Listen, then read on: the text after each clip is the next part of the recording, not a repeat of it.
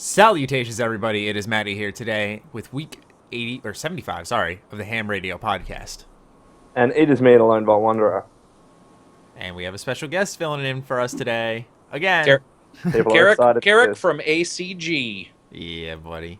Go ahead. Pimp your channel, as you would say. So I say that behind the scenes, man. I'm sorry. So I'm just teasing you. So yeah, reviews. Now doing previews. Got a preview of Everspace. Got a interview with Mafia 3 composer going up tonight, where we're going to discuss not only Mafia 3, my friends, but a bunch of behind the scenes for Star Wars 1313. Because guess what? He was the composer of that sadly canceled game. Ooh, that's interesting. Yeah. So that was awesome to talk to him. And then review for BioShock Collection coming up. I want it now. So full plate, if you guys couldn't tell, for Carrick here. Man never stops. When you say high energy, I'm like, all right, like I've seen high energy, but no. Very, very definition sitting right here in this Skype call. So as always, Sugar Bomb link down below. If you guys want to listen on the go, you can go ahead and listen on iTunes or Google Play. Timestamps are also down below if you want to skip to a certain segment of the podcast. But as always, we like to get you involved in the show as much as possible. So tweet at any of us with the hashtag HAMRadioTime, any of the handles you see on screen, with your answer to the following question, which is, in what way are you planning on destroying your copy of Fallout 4 on the PS4? I didn't expect that one. And if you don't, I know there's going to be some responses that are like, oh, well, I don't have a PS4, so what? If you had a PS4, what would you do? Is my next question after that. So if you're an Xbox owner or a PC owner, how would you plan on destroying your copy? That was a crazy thing to wake up to, I tell you right now. Dude, okay, so we'll roll into the Bethesda news roundup now. First thing we're talking about is Fallout 4 and Skyrim's PS4 mods being canceled. And when I woke up, mind you, this is the first time in how long? I don't even know how long. I slept for 12 hours, okay, because I had my first hockey game of the season.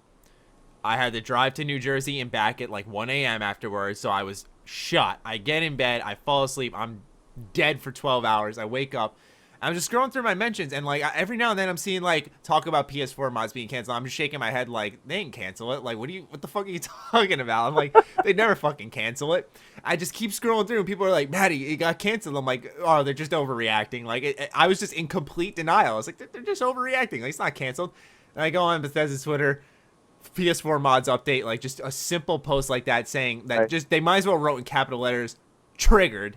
And it said, for those who don't know at this point, that Fallout 4 and Skyrim Special Edition mod support has been canceled because Sony did not like the process that Bethesda had presented to them. So what that said to me was that you could mod your game on PS4. Sony didn't like that process. And Carrick has a good, and you've talked about this in the past on my channel, but you have a good idea as to why exactly it was canceled because of what is wrong with this process. Yeah, like the difference between the PS4 and the Xbox One is the PS4 has a proprietary sound format that's directly connected to the anti-piracy measures. And there's a couple other things, but that's one of the basic things, as well as OS requirements. We talked about that, yes. How much size they can allot. But the honest truth is every company that I've ever talked to has been deathly afraid of an Xbox original disaster. And that means that moment when somebody finds out James Bond's save game corrupts your Xbox original, allows you to hack it. And they don't want you injecting data so close to the kernel. And that's one of the things that these games do. They inject it into the working active memory, and you have situations like that. And so I think what happened is Bethesda probably tried to work around it, and then said, here's what we have. And Sony, the honest truth is, it feels like Sony probably said, yeah, Fallout 4 is already done. We've already got the PR we need from it. And this is just talking, from a business standpoint as well. Yeah. And at some point you move your resources on. And you and I have talked about moving on from Fallout 4. Yeah. So I think as a whole, Sony's just like, eh. And it's sad. It's sad because I know a lot of people who have the PS4 version of Fallout 4 and did want to mod it. It's, if you look at the Xbox leaderboards and stuff, I mean, once the mods got turned on, Fallout 4 just exploded. People were all over Fallout. I mean, it was like that to a lot of folks was like the one step between PC and console was mods. And sure. So, it's unfortunate. Oh, yeah. Well, what do you think, man? I just feel absolutely terrible, Yeah. as Greg touched on, for PS4 players and owners. I mean, they've been looking forward to this for a while. And it's interesting how it all came about. I mean, when Todd Howard first announced the fact that console mods were going to be a thing, it's like at that stage, seemingly anyways, they hadn't even discussed the topic with Sony. They kind of just said, oh, we're going to talk to Sony about it and see what they say. So it could have hit, Sony by surprise, and maybe if they had started those conversations earlier on, maybe Sony would have nipped it in the bud then, because they would have just never been comfortable with it. Who knows? But that's essentially what happened, right? I mean, at E3, it was in front of Jeff Keighley and also on the stage saying, yeah, we're going to try and talk to PlayStation 4 about it and see how it goes. So ever since then, obviously the hype has been building up for PlayStation 4 owners, and I feel really shitty for them because a lot of people would have purchased PS4 Fallout 4 with the knowledge of potentially getting mods in the future, and especially when there was a hard date of June actually given for that. So at the end of the day, those are the people that I feel for, and I'm sick and tired of console wars, and I know some Xbox players and PC players who will be like, oh, well, you should have bought Fallout 4 on our console or our platform. I don't give a shit about that. I want everyone to enjoy mods, and it's shitty that you can't on PS4. Yeah, but although consumers shouldn't be going at each other, Microsoft went at Sony on multiple fronts. Occasions, especially this week. Yeah. Did you see Nelson? Yeah, I retweeted it. He was like, if you didn't know, Fallout 4 has had mod support since May. I'm like, oh, shit. Because usually... you see them, especially during E3, everyone's like, oh, can't you guys just get along? They're taking pictures together, acting like they don't fucking hate each other. And now they're, not hiding it anymore. Microsoft has leverage in some degree, where they're like, okay. And not just with that, but also with the PlayStation 4 Pro. They're the exact same thing. Exactly. And the Slim, I'm sure someone will get into the technicalities on me, but the Slim offers generally the same things as the Pro did, I believe, or... What was it? Were people comparing the Slim to the Pro or the Slim to the PS4 They were comparing the Xbox One S to the PS4 Pro because of the HDR compatibility and stuff like that. Okay, yeah. So and people were already comparing that. So Microsoft was going at them on that front. And so it's getting pretty savage in the gaming community lately from our representatives, less than our actual what you'd expect is the fan base, right? Yeah. Well, one thing, I probably made it sound like it was just on Sony's part that they didn't want it. Who knows what Bethesda tried to do, too. Maybe they weren't working so hard on it as well. I don't want to just blame the console manufacturer or just blame Bethesda. I'm sure it's both ways. So, but yeah, it's sad because basically what happens is, and I talked to you off camera about this a couple times, one thing I don't like is FUD. Fear, uncertainty, and doubt. And a lot of these companies will say, oh, yeah, we'll get to that. Oh, yeah, we'll cover that. And then it quietly drops off. And you don't get support. You don't get Last Guardian until a full generation and a half later. You don't get these. And it pisses me off because people purchase things, especially Fallout 4. You purchase it because the game is available. So you're like, oh, game is available. Obviously, mods will be. So you go out and you buy the slightly more powerful systems, game. And then you're screwed out of what is considered by many to be, like I said, a big boon that the PC has normally had. And a lot of people say, go buy a PC. Well, guess what? They didn't, so that's a stupid conversation to have. They've got a console, and they were told that they would have it. And like he said, what did they say, June 30th? Did they give that hard date? They just said June, if I remember. That's a hard enough date. It's a month. It's and then to be like, yeah, sorry. Oh man, I it sucks for just PS4 players. It sucks. It doesn't really matter who it is, but dude, it's worse with Skyrim. I'm sorry, that's not even out yet. Okay, thank you. Yeah, that's what I was gonna get into, because for me, it's okay, Fallout 4, there's a very small percentage. I don't want to say care, but I don't even want to say very small. There's a big percentage of people who are gonna come back to Fallout 4, just like when we saw with Xbox One. It was like you said, the leaderboards flew up, servers crashed on Bethesda Net. It was pretty crazy to console mods on the Xbox One. I feel bad for Skyrim the Special Edition now, because here's the thing: is that Skyrim Special Edition on PC free upgrade. Skyrim Special Edition on PS4 is now just an up-res at $60, which is, you gotta be honest, it's a little overpriced now. And then you just have really the actual definitive version, which is going to be the one on the Xbox One, which has the up-res and the mod support. And so it's essentially screw Bethesda, where they're not going to be selling really any on the PC. I don't know, at least for my viewer base, as well as Lone's, and I'm not sure about yours, Carrick, but most of us have had Skyrim already. Yeah. On the Dude, PC. it was a 360 game. Most of us have had it multiple Yeah. times on multiple systems. Exactly. And if not, it's been $5 on the Steam sale. So $5, really? Yes. Yeah. Yeah, at some Multiple stage times. there's been a huge Steam sale, and it's been like $2.50 or something ridiculous. Yeah, like bunches of times. Okay. So you're not selling any on the PC. PS4, I'm not saying it's not going to sell now, but it's definitely going to sell less because now they know they're not getting mods, which was like the big selling point for it. Sure. So now you just have literally Xbox One as your core. This is where most of our copies are going to sell, which is a smaller base than the PS4, which we just learned this week during the Much PS4 smaller. Pro. 40 million plus systems out there now, compared to I don't know how many are out for the Xbox One, but I think it's a smaller I think number. over 20 million or something at Yeah, this stage. big number, but still smaller You than wanna- that addition like of 40 pretty much million. up. Yeah. So Yeah. I feel bad for Bethesda. This is money lost, man. You want to talk about something that's actually? I'll make a guess of what's going to happen, but I would assume Microsoft will start talking to Bethesda about adding mods to whatever game they can, including Dishonored, whatever. And the reason why is because a company like that is behind, has big pockets, buys GTA expansions, Lost in the Damned, buys Ballad of Gay Tony. They have no problem spending cash. When you have a technical limit on one console and you don't have it on the other, and the lesser of the two has money, like Microsoft has, the idea that Microsoft would reach out to Bethesda and say, yo, we're cool. What else do you want to put mods on? In no way, shape, or form does that surprise me. And if we don't hear an announcement within 6 months, I would be blown away, because we know that those games still would allow mods. Most games do, in some way, right? In some way. And I'll just make my guess is that within 6 months, we start either seeing or hearing rumors about Microsoft reaching out to Bethesda to put mods in as many games as they possibly can.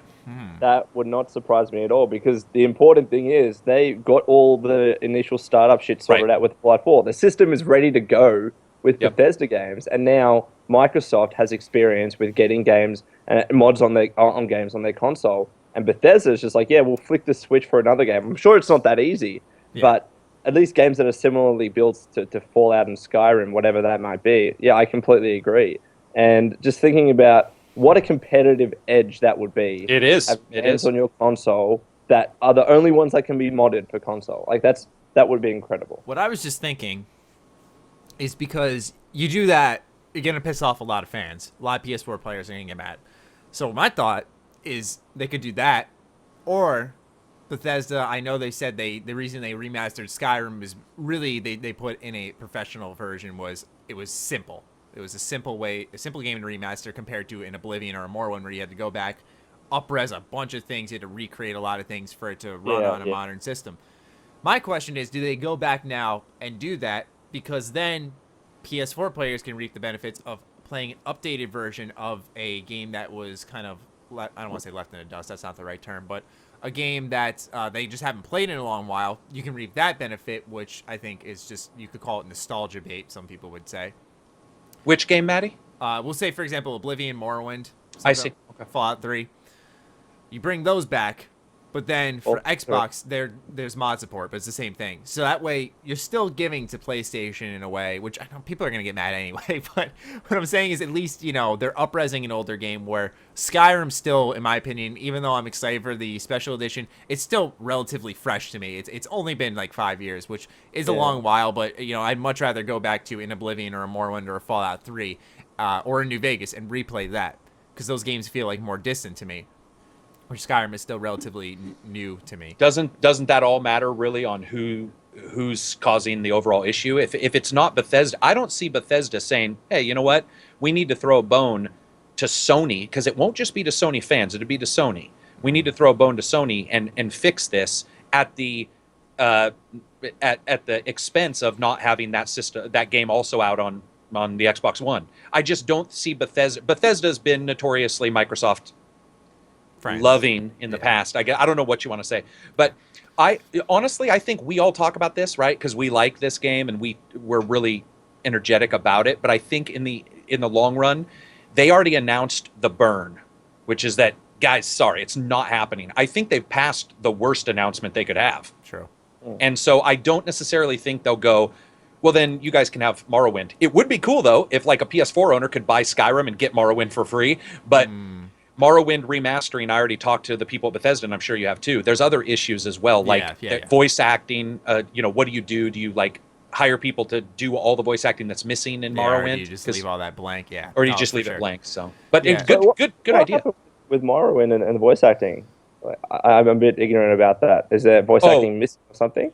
There's just a lot of text. Exactly. And you could move it forward, right? You could just say, oh, screw it, we'll move it forward. But most remasters, they would want to say, let's go record for all this text. And there's a lot of text. So there is. So, my other thing, though, now that we talked and went another step forward that conversation, I just realized that it might sound ignorant from Bethesda's standpoint, but they don't really owe Sony anything, right? They had a process made that could have allowed mods. Right. Sony said no. Maybe it's due to, like you said, like a security issue, which sounds more than likely the case. So does Bethesda say, all right, well, we fucking tried, and just goes down the path that you said, where, all right, so Microsoft, you want to put mods on Dishonored, Doom, something along those lines, maybe older games, because Microsoft is very pro backwards compat now. Do they figure out a way to do that? That would be kind of cool as well.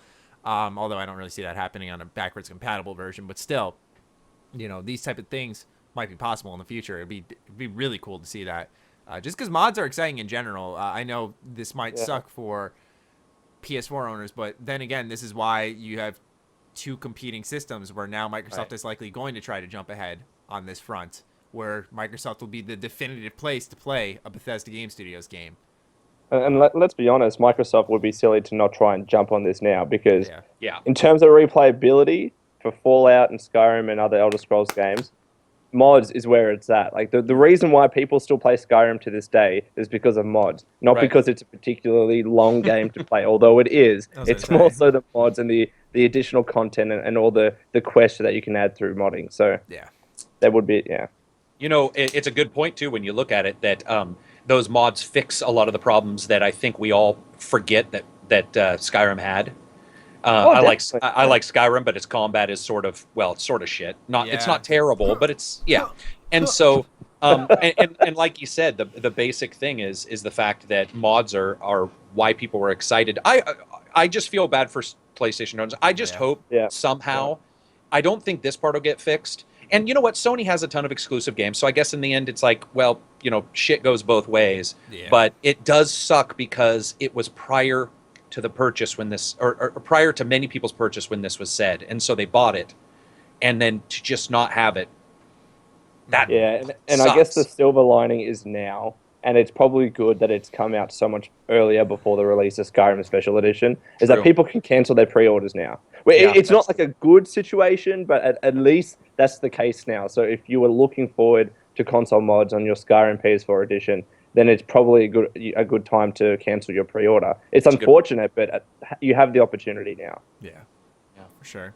One thing that I'd like to wrap up this little news segment with is, or rather this portion of the news segment, is that we saw at the end of the Bethesda net post was that they said, if and when there's an update, we'll let you guys know. Does this mean that they're still trying to get this system That's working, what I read. Or? Yeah, me too. So I think in all honesty, we will provide an update if and when this situation changes. So it's typical business speak for it's in their court and we're just going to let it ride. And who knows, Sony, the one thing I could say is knowing how the Xbox One was, or Xbox originally was hacked, the original, and then how the Xbox 360 was hacked, there is completely the possibility that at some point in the future, Sony will put some OS calls in there, some different things that they can do and stop that from happening and allow Bethesda. But remember, Bethesda already had other issues separate from this, including performance, because they have to have a separate process running during the game that Xbox One doesn't need to have to decode. Additionally, there was a space issue because their OS requires more space than Microsoft's does. So there's, what was it, 900 megabytes? Yeah, That's Maddie? right. Yeah. Versus 2 900. gigs. So I would rather have them have mods of some kind and a little less performance. I mean, you're talking a couple frames per second, and being able to do mods, I think for a lot of people would be like, fine, that's awesome. Yeah. I have that choice. So it's As possible. long as it's something, you know. Yeah. And plus, with the PlayStation 4 Pro now, I mean, I guess performance wouldn't be as much of an issue. We know that PS4 Pro is there to help more frames with PlayStation VR. I guess a similar argument. I don't know the technical side, but if mods were to come to PlayStation 4 Pro, even with a 900 megabyte limit, at least the frame drop wouldn't be as bad, maybe compared to the original PlayStation. Yep. It would definitely. It probably wouldn't be a frame drop. They didn't say the CPU boost, but all you need is 200 or 300 megahertz, and you're fine. So, yeah, we'll see. It's interesting, and it's sad as hell, is what it is. Exactly. It is. Yeah. Anyway, speaking of the PS4 Pro, that's our next quick bit of news. Is that ESO, or Elder Scrolls Online, is actually going to be supporting the PS4 Pro on launch with a patch, which is actually kind of surprising. You think it'd be like something like Fallout 4 or maybe Skyrim the Special Edition in some way, but no, it's going to be Elder Scrolls Online that'll be supporting PS4 Pro, which is, like I said, it's a very interesting surprise. Completely different juxtaposition to what we just talked about, right? Yeah, I know. Yeah, ESO is on the top of its game now, man. Am I the only one here who likes ESO? I love it. Because I like it. I love it. see ESO video on Bethesda's YouTube channel, there's always half amount of dislikes, and I'm just like, why do people hate this so much? I don't get it. I don't They understand. are narrow-minded. I like it. It's a fun game. I'm sorry. Not even it's a fun game. The stories that are told there, lore-breaking or not, are interesting. What are you arguing about? It's an Elder Scrolls game. Like, what is your problem? It's not the Elder Scrolls game I want. Well, no one's putting a fucking gun to your head and saying, play this. Play this now. So Ruined Elder Scrolls. yeah. But if you are interested in Elder Scrolls Online, before we get into the PS4 Pro discussion, Gold Edition is out now, which is $60 for ESO and all of its DLC, which was like, I think I did the math. I think it was like $150 worth of content for $60, which Nice. the expansions are good. I played each of them. They're very good. And not only that, the base game offers a massive amount of content in its own right. It's a freaking MMO. Yeah. So you have so much gameplay here, so much to experience for $60. And like I said, man, they are discounting so hard on the DLC for $60, man. That is, if you are curious about ESO, like you're open minded to it, you know you're gonna go in there and enjoy it because you like Elder Scrolls, then pick up the Gold Edition, man. Yeah. I made a whole video on why this is just amazing value, because ESO, I've said it before, one of my most popular videos on my channel is literally titled Elder Scrolls Online is not bad. Let me guess, it has a ton of dislikes. Actually, no, it's like 4K to 600. Like, it's actually, like, for Elder Scrolls Online, it's relatively well received. That's not that many dislikes.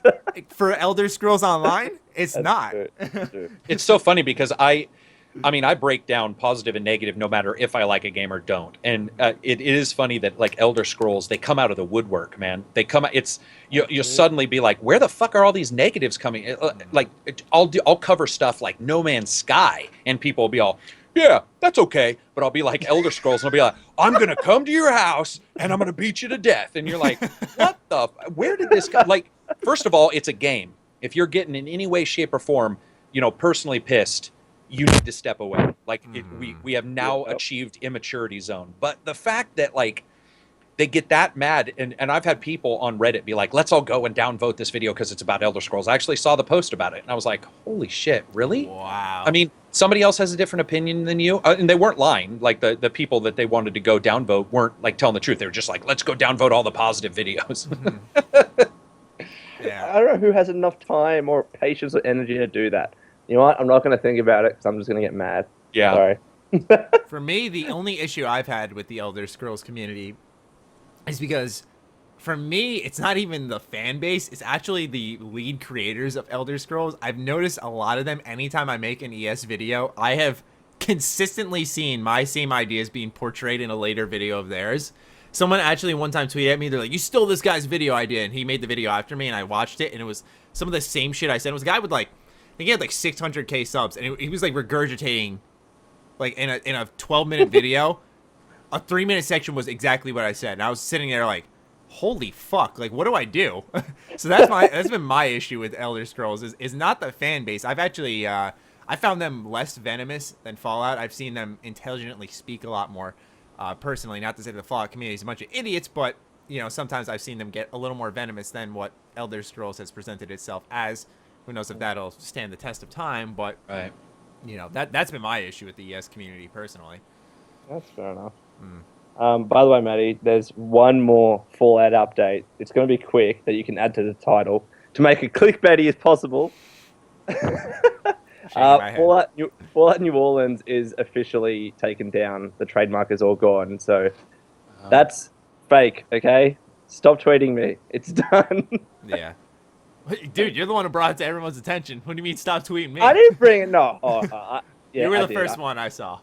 No, but it's officially taken down. That's just a side note. Yeah, some people were like DMing me. They're like, I got an exclusive scoop on that Fallout New Orleans. It's real. Message back. I'm like, stop. Like, please stop. I made a video saying this is probably fake, and it was fake. So stop telling me like you got like an inside. I got an exclusive scoop. I swear. That's brilliant. You probably get it. You guys both probably get it all the time. Like these people who like drop a message and be like, I got a little scoop for you. My cousin's uncle works at Bethesda, I swear. I heard a little something that might propel your channel a little bit if you want to, talk to me. That's brilliant. Last bit of Bethesda news is that the first issue of this Dishonored comic book series is out right now, and I believe the second issue has already come out. So if you guys didn't know that, Dishonored's been getting a lot of PR from Bethesda lately. Obviously, they're going to take the Doom route, I feel, where they've been low-key marketing it for a while, and then within the last month, like probably after Skyrim, the special edition's out, Dishonored 2 is just going to get full videos each day, trailers each day, Bethesda Net articles. But although, now that I say that, I wonder if they're going to actually take that route, because I know Dishonored 2's story is really important. I wonder if they're going to maybe simmer it down, because Doom got a lot of trailers, because in the end of the day, the story really wasn't that crazy important. So it just ended on such a shitty note. I'm so angry about that. What did? Doom. Oh. Cliffhanger. Deus Ex, Mankind Divided, same thing. I haven't had For a lot of play people. it. I had no problem with Really? it, but I know a lot of people just absolutely are venomous about that ending. So I don't know anything about this comic book. Have you read a single? I was about to bring up a page on it. This just hit me now. If anyone wants to go on Bethesda Net, because I can't cover the Skype cameras.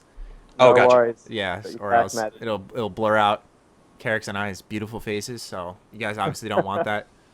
So if Yeah, anyone wants to- I'm interested in that as somebody who's just gotten into comic books as I've got older versus I'm not a fan at all when I was young. But lately, that kind of stuff actually interests me a lot. So a Dishonored comic book is actually pretty interesting. Is it just typical comic book price? Is it comic book size? Is it like special edition? Or? Yes, I believe it. I believe it's almost like a standard digital, but they also have a physical version too. Lone, do you have the page up right now, or? I do have the page up right now. So this Okay. one's entitled "The Dishonored Comic Inside the Narrative." Is that the one you were talking about? I think so, or there was one that said like available now, because I clicked on that and like briefly skimmed the details. Well, you got issue 2 that's come out on September 7th actually. Okay, And so then yeah, all- you're reading the one that I was reading. Okay. Yeah. So, So I've never really been much of a comic book guy. The only time that I've ever been interested in reading comics or anime, and people are going to call me a weeb for this, is Dragon Ball Super. Now, people understand that the comics for Dragon Ball are more often than not better than the actual anime. But if Bethesda can send me a nice digital copy of this, I'd gladly cover it. yeah, that's not just Dragon Ball. Like most anime fans will say that the manga or whatever is better than the actual show itself, because the manga can fit in more details and flesh out more characters in a quicker pace than the show could. A good example is Attack on Titan. You know, they have like individual stories for like a lot of the scout regiment, but like yet the show has yet to flush out anything beyond the first season. Although it's a great anime, still a lot of people are like, yeah, the manga is a lot better. So there's that. But does it have any details on what the story covers exactly? Because I think it's some of the happenings between 1 and 2. Yeah, I can actually talk about it now. So this is quote or verbatim. Dishonored fans will soon be able to see the Empire of the Isles in a completely new way. Coming this August, the first official tie-in comic from Titan Comics takes readers back to the city of Dunwall. Set 12 years after the events of the first game, the 4-part series will follow the supernatural assassin Corvo Attano as he searches for an apprentice and confronts faces from his past. It'd be interesting to see if this is followed up in a game. But that's probably about it in terms of important details. That sounds awesome, though, because that actually does. Yes. If they set up this, apprentice, whoever they are, like I genuinely thought that the Dishonored series was going to be following Emily moving forward. But if they set up this apprentice in these comics books, and then in the third Dishonored game or whatever it's called, then we follow the life of him or her, that would be awesome. I'd actually read the comics at that stage if that was the case. 12 years after the first Dishonored, isn't that when the second, like, Dishonored 2 starts? Well, how old was Emily when she was a Dishonored 1? She was like She was a little kid. Yeah, she wasn't a teen yet, I don't think. So 12 years is probably around the events of Dishonored, but maybe just before the events of Dishonored 2. Yeah, because what I'm thinking here is that, because I know for sure they got to be taking this story into account because Harvey Smith has been talking about it a lot on his Twitter and talking about how excited he is for it. So, and as like a co-creative director of the series, he most likely has a hand in this. So he definitely has to take into account what's happened in this book and maybe implementing stuff for Dishonored 2. Now, what my assumption could be here is that they might try to propel Corvo forward as a character in this comic series so that the game can focus on Emily, but it won't be in a way where it will hurt the overall product, where reviewers might say, well, Corvo was not really, a big part of this game, and they'll mark that as negative, where maybe if you took that extra time to invest in a side story, because that seems to be where games are heading now, if we haven't noticed. You look at Destiny started it, from what I know, Overwatch, you look at Dishonored, a lot of these games are like, here's the base game, here's what you can get, you want more, there's comics, there's books, there's shorts, there's everything on the outside as well. Package. Yeah. So to be specific, according to the wiki, Emily was 10 years of age in Dishonored 1, and then she's going to be 25 in Dishonored 2. So it's 3 years before Dishonored 3 years before, right.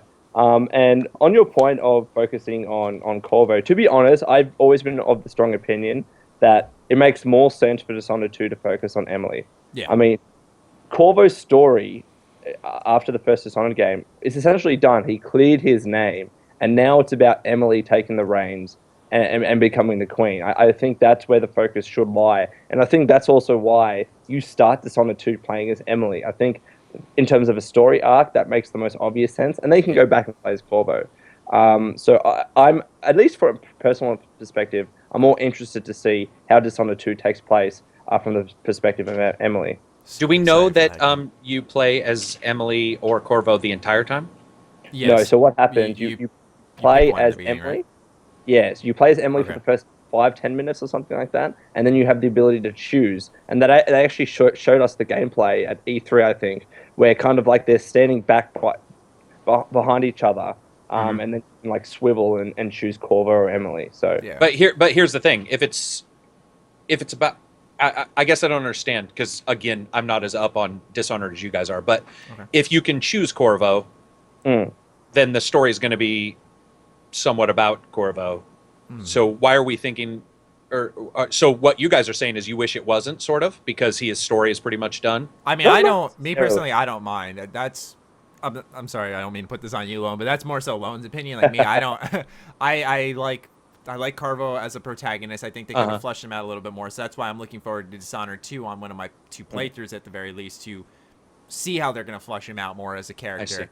So, especially as a voice protagonist. Yeah, that's what I'm saying. So I'm really looking forward to that personally. Yeah. But I think just the from my comic perspective, maybe it'll just be a backstory thing. Well, here's the thing. Yeah. I didn't know all this. I remember now seeing the choose, but I was sitting here going, you know what would be awesome? It'd be awesome if in the first couple minutes through the tutorial you play as her, and then the apprentice character from the comic books becomes the main character, and you have to, and something awesome happens. And I was like, oh, that's where I was going with this entire conversation. I'm like, that'd be awesome. And then he's like, you choose between the two older characters. What's possible is that, and I know this is far ahead, but it might be a DLC character. Reason I say that is because I think it was the Brigmore Witches DLC for the first Dishonored. You could play. I might be wrong. Someone will correct me. But I know for a fact that in one of the DLCs for Dishonored 1, you could play as Dowd. And he was like an original assassin or something along those lines. I have to play it again to really brush up on everything. But so it's possible that this new apprentice might be a character that's introduced in Dishonored 2 physically that we can see and experience and be like, oh, that was pretty cool. And maybe they'll be playable in a future DLC because they've done that in the past with Dowd. He's a very important character in Dishonored. So maybe we'll see something in the future. Yeah, that'll be interesting. I beat it, and I honestly can't tell you a thing about the game, so I can't remember. I'm literally drawing a blank on that game. I hear you because Dishonored. I haven't played it. I mean, I played it time and time and time again, but it's like I played it like almost strictly for the gameplay. I don't remember. Yeah, I think that's sort of what's going on with me. Is like I remember moving around, but I don't remember why. I remember the levels tick for tack specifically. Like each level, I'll pick out and remember. But it's that story that's a little forgettable. Okay. So, well, that's this is why I like games focusing on story, because when you play a game and then 5 years later you can still recall exactly what happened. Me too. Yeah. That I think is so much more powerful. Exactly. This situation with Dishonored, because even though I loved it, the story was just he cleared his name. That's what happened. Well, that's the thing. Yeah, like you can summarize Dishonored very easily in like 30 seconds. Yeah, and it was a very obvious plot twist, and we won't talk about that, but it was pretty obvious what was happening. But still, I think what's good about Dishonored is that, and this is what's good about DLC, I think, is that they added to the narrative, I think, added some new perspectives where you could see the assassination, the planning behind it, that type of stuff through the eyes in these downloadable content. So I thought that was pretty cool as well. And added to the story that some people did complain about. I'm excited for it for sure. Like that'll be awesome. So hyped for that game. Nah, me too, dude. I cannot wait. Let's hope I get it 2 weeks early. Hey, Matty. Shut the fuck up. Carrick, if you didn't know, we've been running this show for 75 episodes. Lone's become one of my very good friends. Yeah. And what happened was 2 weeks before Fallout 4's launch, we're making all these shows, speculating about the game, wondering how things are gonna wrap up. You can see where I'm getting. Where we I can already tell. After launch, Lone's like, "Oh, I've had the game for 2 weeks." I'm like, "I got it for a fucking weekend before the game even came out." And this kid's sitting on the show talking like, "Oh, I don't know what's gonna happen here, man." Like contracts, man. Oh, for sure, I get it. I'm just saying, like, it's a great story now. No, that is a great story. Yeah, it is a great story. NDAs are hilarious because like there'll be ones that are like you can't even hint secondarily that you may have the possibility of knowing what the game is about. Like, I mean, some are be all, you can just tell people you're reviewing it. Yeah. So, I think that's awesome that you're like talking about it, you're speculating. He's all, well, it could be. If I were him, I would be leading you astray. I'd be like, like anything Alone said, I don't. You're in Cloud City. It didn't happen. You're like, what? Yeah, dude. They mix Star Wars in, I bet you, and then lining it up with little things that really occur in the game. I'd be leading you. I'd be having you believe in the weirdest shit. It's Skyrim, but in the future, dude. No lie. They match it all together. It's Dishonored, then Skyrim, then Fallout in one giant timeline. I'm telling you. Yeah, that'd be awesome. The thing I was trying to do the most, Matty was just like, dude, I'm trying to get a copy, blah, blah, blah. And that was, okay, that's what it was. And I'm like, Matty, just keep pushing for it. Trust me.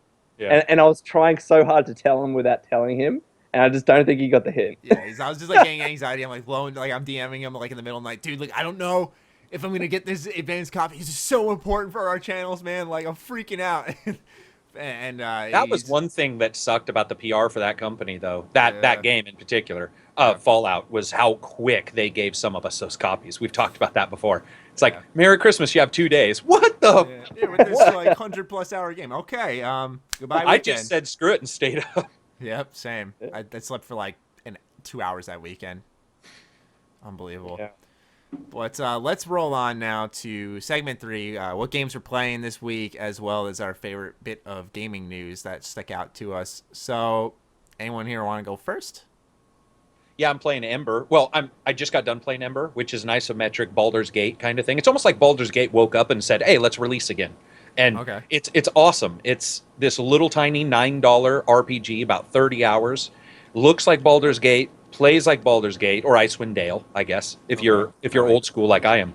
And fuck, man, talk about surprise. Like they contacted me and they're like, "Do you want to check out this game?" And I had to go, and it was, where a wiki doesn't exist, and you're like, "Oh God, what type of game is this going to be?"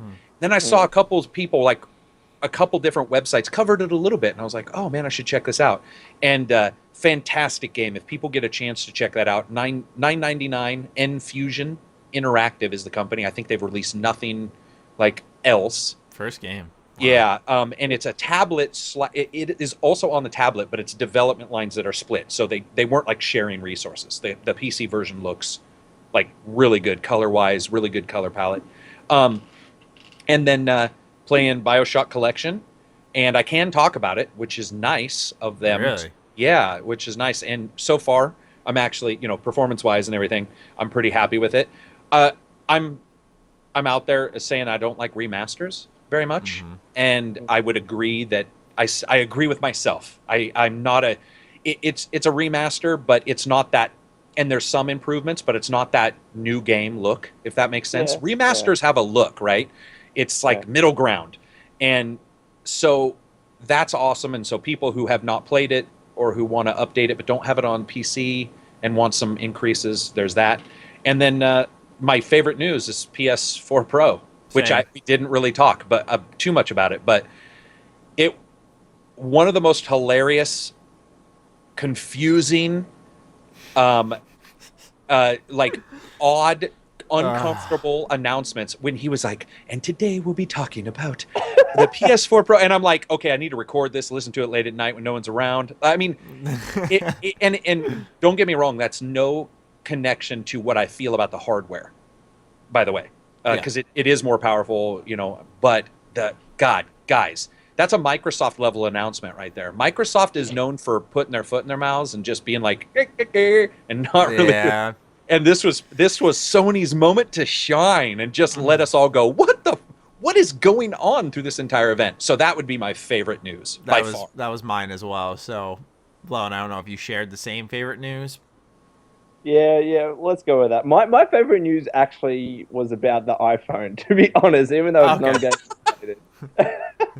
We are selling you a new phone that doesn't have a headphone jack, so you can't charge your phone. Isn't that so that they can like bring in DRM? Yeah, but that isn't it also to, I guess, bring in like this new era of audio quality or something along those lines. I don't know. That's what I've read, like that. Absolute crap. Okay, I mean, I figured as much. That's why I'm sticking with my 6 Plus. But you have to buy a $40 additional dongle, which it looks like a fucking, back on the old PC days where you had like 3 adapters to like convert into another thing. So it's like this big fuck off thing that you need to have for $40 extra is that what he's holding to right charge your phone Yeah. and to listen with your earphone. It's crazy. It boggles my mind. It's a DRM play for the most part, and it's sort of sad. I mean, they're removing the one. I mean, I can't think of anything else except somebody selling you a fucking TV and saying there's no remotes and no controls. You're like, well, what the fuck am I supposed? I mean, it's the headphones. It's console the one without a controller. Well, guys, like we review headphones. I do, and I have some great headphones. And if I want to review them and test them on different, systems, I won't be testing on that. Like, it's just it boggles the mind that they think that that's a good idea, I guess. And then they try and sell us these $159 AirPods, which are $159 US, so it's probably going to be over $200 Australian, right? Yeah. And they look like the most uncomfortable things to wear in the world. Like, that's just my opinion, but they look like they'll fall out and I'll lose them straight away. There's absolutely no way I'd purchase those. It's terrible. I have Anyways. a cool alternative to that. Equal price, but they'll stay in your ears. These wireless things here literally just hook onto your ears. Are those Beats? Yeah, the Beats. And they just hook onto your ears. Wires. This is all that's there. It's all wireless. That's pretty cool. I love them. When I go to the gym, like they just stay in your ears. They don't get in the way when you're lifting weights or running or whatever. They are beautiful. It is, and yes, they are pricey, but great audio quality, comfortability, long battery life, Bluetooth. It's much better option than sponsored by Beats whatever. here. Make it more obvious. What? Wait, what? I missed that. I was Being sponsored by Beats here. yeah, Is of that course. Yes. Yeah. What I want to talk about though, for me, I'm not upgrading my iPhone though. I have the 6 Plus, so like there's no need for me to get a 7. But especially because I use my aux cord all the time in my car. Why the fuck would I get rid of my phone now? But what I think we all want to talk about though is definitely the PS4 Pro and its reveal, because that was my personal favorite news bit as well. So we'll talk about that now. I gotta say, I was doing statistics homework during this, and I thought that was more interesting than the presentation that they were giving us. It was. I think part of the issue was that for some reason, somehow, a lot of hype built up around this. But I think also part of it was because of some of the representatives of the gaming community, like BioWare was stepping out saying, like, this could be huge, man. This could be something crazy there. PlayStation was hyping up. They're like, we want you to experience this with us. And so for me, I wasn't like terribly excited. I was just like, okay, I've heard rumors of a new Vita, so I'm watching. That's what I was looking for. Matty, the Vita's dead. Okay, but Sony is as much as like, and this is coming from someone who plays their PS4 and their Vita more than really any system I own right now, is that I am probably like, if I had to say like pro or like for a specific system, I'd be more pro Microsoft because they're more creator support. I just like how their approach to the games is. But with, oh my God, Sony would be the only company that's crazy enough to have a deficit on the Vita and say, let's try this one more time, but like go all out on it and see how it works. The general businesses are just failing too much for them to take that risk. TV-wise, everything else-wise. The console business is the only thing that's really keeping them profitable. I couldn't see them taking another risk on a handheld. Because what if it's profitable? What if it's profitable? Because it's not going to be, Matty. No one wants to buy a dedicated handheld anymore. Unless it's a 3DS. Yep. No. You are being stubborn. I'm telling you, Matty. It's okay. The Vita's dead.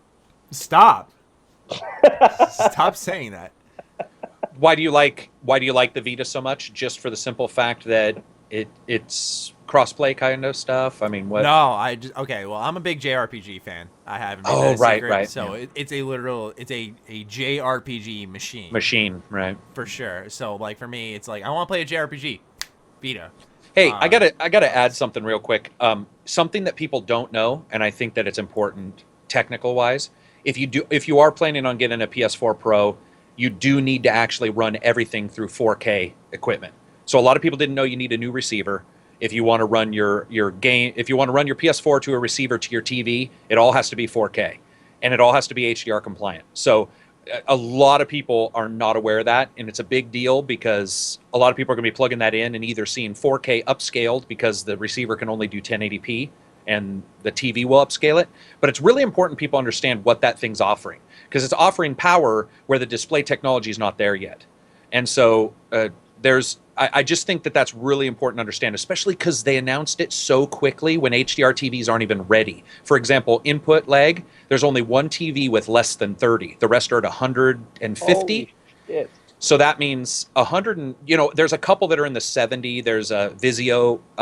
The one good Samsung is at 32 with HDR turned on and at 4K. The problem is it's edge lit, which is a bad technology for HDR. So I just want to make sure people understand, like, whether we're positive or negative about it, this is a technology that is absolutely vital for 4K. It makes, I'm telling you, if I had the choice between 4K and 1080p HDR, I would choose it every time. HDR is insane. The picture is fucking phenomenal, but you have to have everything in that chain connected and working at the same level as the PS4. So is it not just a console and a new TV?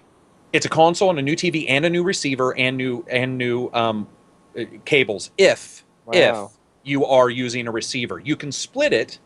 You can use an HDMI splitter and you can split to your audio to an older receiver if you wanted to, but you'll need a splitter there, and then a splitter needs to be 4K. Basically, whenever you're buying stuff for this and you want the full native picture, for example, I just talked to somebody who's like, I have an HDR TV at 4K, but I'm running through the sound bar, and I'm like, you're not at 4K. You're actually watching it upscaled on your TV. So he's all, no. And I'm like, dude, unplug it from your sound bar and plug it into the back of your TV. And the next tweet like 5 minutes ago was like, holy shit. Like this entire time I've been watching 1080p upscaled by the TV. Additionally, people are asking me on the channel, do you need a 4K TV? No. Like that PS4 will work just fine on your 1080p TV. It just won't do HDR, and you'll get higher frame rates if they patch the game to do so. So it's just a word of warning that the technology, not the PS4, but the technology around it, is not up to snuff yet. And input lag, Gears of War, I cannot wait until people say Gears of War sucks because their character takes a half a second to fucking move. Because they bought a Vizio with HDR and they turn it on and they get 200 megas. Remember, that's just the TV, because your controller has lag. Your receiver will have lag if you pass it through the receiver. So anyway, sorry, a little PSA for people. No, because you're fine. That's I think that stuff. Consumers deserve to know what they fucking need if they're going to get what Sony was trying to sell them. Yeah. And Microsoft as well. I'm confused here. Like when you say receiver, would a good example of that? I wouldn't define it as a receiver, but for me personally, when I play my PS4, my PC has to be on because it's hooked up to my HD PVR2. So that means that has to be on in order for it to transmit an image to my TV. Would you consider the HD PVR as a form of a receiver? You'll have to look it up, and you'll have to email them because some HDMIs can be updated via firmware, and that I'm assuming will probably be. Some TVs are getting updated with a couple different things as well. But it is very important that, long story short, if you're running from your PS4 Pro to anything, you want it to be 4K compatible. And if you have a question, if it is, you need to look online to find out if Denon or Onkyo or any of the Yamaha, any of these receiver companies are updating their equipment, which some are, because you just need to update the standard. Exactly what PS4 is doing with HDR on the PS4. People thought that couldn't be updated because it's an older style of HDMI. But what really matters is the chip. And what Sony did is they tested, and the chips inside the PS4 continually passed certification for the next bandwidth that's needed for HDR. So that's how they're turning it on. So it's not, people say it's a new port. It's not. It's one of the reasons why you don't need to grab your fucking receiver every time you have firmware and throw it to somebody and then give you a new one with new ports. It's what's inside. And so sometimes those can be firmware updated. But it's super important because it's, I can't stress to you how cool it looks. I can't stress to you because I have one. And it's the most insane increase in ability to see. It's so difficult to describe. But it requires an investment that may be higher than I think a lot of people just assume they'll be able to jump in and get. So with that visual quality you're talking about, I've never seen like HDR or 4K as far as I know. So would you say that one of the big points that they were making is that we'll actually see a ginormous graphical leap now with this type of technology? Do you believe that is that true? Yeah. So if you look at a video cards, right, and you look at Moore's law and how everything increases, suddenly you have PC interjecting G-Sync. G-Sync is sort of god tier. G-Sync is, if you've seen G-Sync work, it's like magic because your video card didn't get more powerful. It just makes your games look better, but it's on the display. So for years, we haven't been doing anything on the display, right, except for upping the resolution. It's like the video cards suddenly can do shadow play. Video cards can suddenly do this and do that. It's the same thing, but now we're seeing companies look at their displays and go, you know what, we need to fix some shit, and HDR is the new shit. What HDR does is, if you have a certain number of steps, 1 through 10, 1 being black and 10 being the whitest white your TV can display, this adds thousands of dots in between. Okay. So what it does is it increases that pixel to pixel density difference in the light, and they can get far brighter, insanely bright to the point that people who have watched HDR have said, this is almost too bright for me to look at. So like if you look at the sun, it's insane. But the difference allows for, let's say you're playing Just Cause. If you play Just Cause and you look at the sky can sometimes bleed out because your TV can't identify the differences between the yellows and the whites as you get near the sun if you're looking at the sun. So the sky looks like it's glowing. What happens in an HDR TV is you can see it exactly or much closer to the way the human eye sees it. Wow. And it's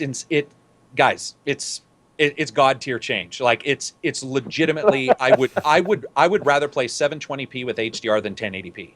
It's Really? Okay. Oh, dude, HDR. So HDR basically quadruples the data on your picture without quadrupling the resolution. It basically it allows for that contrasting, richer colors.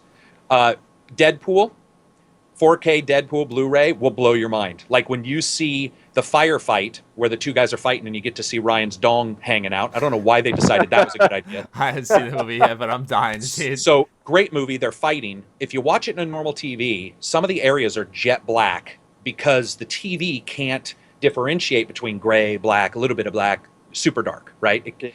This does that, and then what it does is it pops colors in like your eyes do when you see normal green, lime green, somewhat green. Okay. And the easiest way to describe it would be to HDR pictures on the web. You can look at them, they're sort of blown out of proportion. But guys, I wish I could have you guys here. And the thing is you can't digitally project it because your displays don't do HDR. So it's like, I feel bad for Sony. They're all, hey, we're going to show you HDR. And they click the button and everybody's like, what the fuck? There's no change. Yeah. Well, there was no change because you're not on an HDR device and the data cannot actually get to you in the correct way. But if you get a chance, Best Buy, some random place, go in, ask somebody to see an HDR TV, and it's fucking phenomenal. I gotta ask because I feel like I'm missing something. So what is this receiver? A receiver is just your stereo system for your 7.1 or whatever. Okay. That's called a receiver. I thought you And meant like something in the TV itself because I'm like, for me, it's just like system, I HDMI, apologize. plug into the TV. I'm like, am I missing something this whole time? I apologize. No, you're fine. Many people, especially as you get better and better headphones or speakers, and especially now with 7.1 sound in games, you'll get a receiver pretty cheap. You can get one for $200-300 and get some speakers, or you can go super expensive. What the problem is their chips are only made for 1080p currently. There's only a couple. Denon has some cheap ones for like $299, $399 that does 4K with HDR. And like I said, some will definitely fix them with updates with the HDMI. They'll update it with firmware, making sure the chips work. But I just think it's a good PSA because I think that Sony's trying to push something. Microsoft's already pushing it, but there's going to be a lot of disappointed people the moment they try to play Gears or the moment they, think that their TV is going to do HDR and they find out it's HDR compatible, which is nowhere near the same thing. Okay. So I don't want to pimp mine, so you can delete this if you want, but I am going to do a very big, like detailed video explaining to people what you need to do if you want to see this shit, because I feel bad if somebody buys it and is like, gets it home and goes, oh, it's faster a little bit, but where is everything? I got a good story for you. Then you're gonna laugh because it's such basic shit. But like I was in 6th or 7th grade, and for Christmas my parents got me a 28-inch Vizio TV, HD TV, first ever one. Because before that I was on like a 4x3, Philips. Back in the day. TV. Yeah, like pretty simple stuff, and that's what I was gaming on for a while. Your red, yellow, white cables. Right. Yeah, that type of stuff. Lone, what the hell was that sound? I think he was laughing. Okay. Sounded like you got hit by a tornado, dude. Anyway, so for Christmas, my parents gave me this awesome TV, and I'm always a grateful kid. But I set it up, plug in my. This is where I messed up. Plug in my yellow, red, white cables, and it's like a stretched image. I'm like, it's darker. I'm just looking at my TV. I'm like, this is worse than my old TV. Like, what the hell? So, unhook the TV, put it next to the closet. It's there for 2 months. My mom was kind of upset. She's like, would you not like it? I'm like, oh, I love it. It's just I don't really see a difference and stuff. And so, over time, I had to get a new HD PVR because I was originally using a Dazzle capture card. Oh, God. So I was recording in very low resolution. And so I get this HD PVR and I start recording through my older TV, and I'm getting this crap quality compared to what everyone else has. It's recording with the black bars on the side. And I'm so confused. I'm like, what am I doing wrong? I'm seeing these sharp images. What is wrong here? Then I find out that for the past half a year now, I've been using my television the wrong way. That I've had a beautiful TV just collecting dust in my room. So now I'm like, okay, I get it now. Like, all of a sudden, a switch flipped. I'm like, all right, I got these component cables. You know, like your green, blue, red. Plug those suckers in. I flip on my TV. I see beautiful HD. I'm like, I get it. I was doing it wrong, and so I understand what kind of pain you're trying to avoid people with that video. So well, look at Xbox 360 had the Switch on the back that was HD. It had HD and not. I played it for 2 solid days, and I was very happy because the textures were increased and graphics were increased. Yeah, and then one day I looked back there and I was like, "What's the Switch?" And I switched it and looked at the screen and was like, "Oh my god!" Yeah, it was beautiful. That's exactly what happened. I turned on my Xbox and like it did the startup thing, and I was like, everything it's sharp. There's edges here. Like, oh my gosh, it was beautiful. So I had this TV that I thought was HD, like 1080p, full HD for so fucking long.